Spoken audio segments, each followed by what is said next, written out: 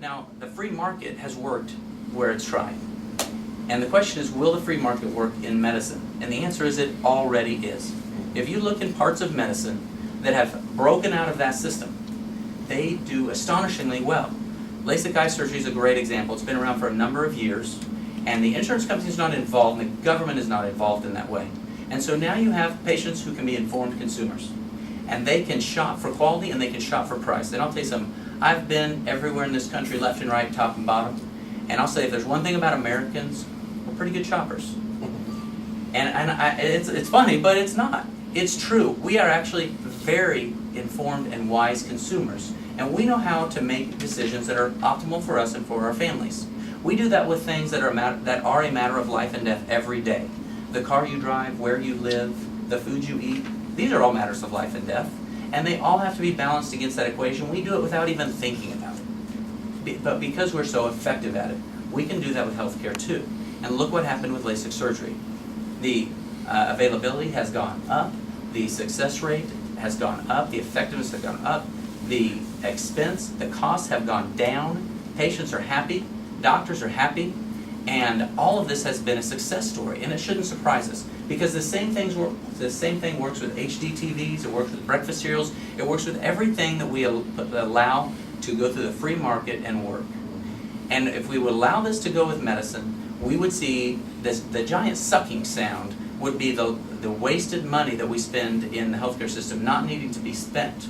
And I'll tell you something, I may be a beneficiary of some of the wasted healthcare dollars as a medical imager. We talk about overutilization or defensive medicine. What do you think that means? It means a lot of things they could be doing, but one of the common ones is imaging. If they're not sure, image the patient. Still not sure, image them again. Get another CT, get an MR, and follow up in 3 months. And any one of those studies, you can certainly say is a reasonable thing to do. It's hard to put your finger on any one case that is, but we know that much of it must be. So I say this saying, if we could eliminate some of those, I'm not sure what direction that would affect me individually or as a physician, if my income would be improved or if it would actually go down because some of that would happen. I couldn't tell you, I don't know. There are different schools of thought on that. If it went down for that reason, I would be happy with that because I know it's the right thing to do. I know that every dollar we spend somewhere other than treating a kid with diabetes or your mother who has rheumatoid or anything else that really needs to be done is being wasted. And we spend that all the time. Finally, I'd like to say, in this proposal, and one of the reasons that this proposal really needs to be looked at, there's been a lot of noise about all of healthcare. We have made a lot of boogeymen. First we tried to make the doctors out as though they were the bad guys. That didn't work so well. Then we tried to make the insurance. They tried to make the insurance look bad, and they seem to be sticking with that. And there's reason that we can be frustrated with our insurance companies, but the reason for that frustration, like we said earlier, is not necessarily the insurance company's fault, as opposed to the government's fault. But one of the things they want to do is they want to turn your family doctor into your family rationer. They want to set a rule, the 10% rule. Now 10% is a nice round number, it's arbitrary. Some smart people sat in a room and said, how do we get these costs down? Well, one way is we provide less care. How do we do that? We go to all the primary care physicians and say, if you refer your patients on to a specialist and you are above the 90th percentile of physicians who do that, then we're going to penalize you. And not just on the patients you've sent, we're going to penalize you on every Medicare patient you've seen for the entire year. We're going to aggregate it all, take 5%. Now, if somebody comes to you and says, I'm going to take 5% of your income, it's probably going to affect how you go about making your decisions. Now, these are trained professionals, these are primary care doctors, and now you're putting them in between a rock and a hard place. It only stands to reason that they're going to send their patients on to specialists less often. It doesn't matter if your daughter broke her arm and needs an orthopedic surgeon. All that matters is they're above the 90th percentile. It doesn't matter that your mother's short of breath and needs a pulmonologist. All that matters is they're above the 90th percentile. And they're going to work hard to stay out of that, and they're going to try to stay out of it by not sending those patients on to the specialists that they, in their own professional opinion, have determined that patient needs. The other way they're going to try to stay out of that 10% is they're going to quit accepting patients who are the sickest patients. They're the ones who are going to need to be sent on most often. So we're going to create a system where the sickest of the patients are going to have the hardest time not only finding specialists, but finding primary care doctors. And finally, probably the easiest way to avoid the 10% is avoid Medicare altogether.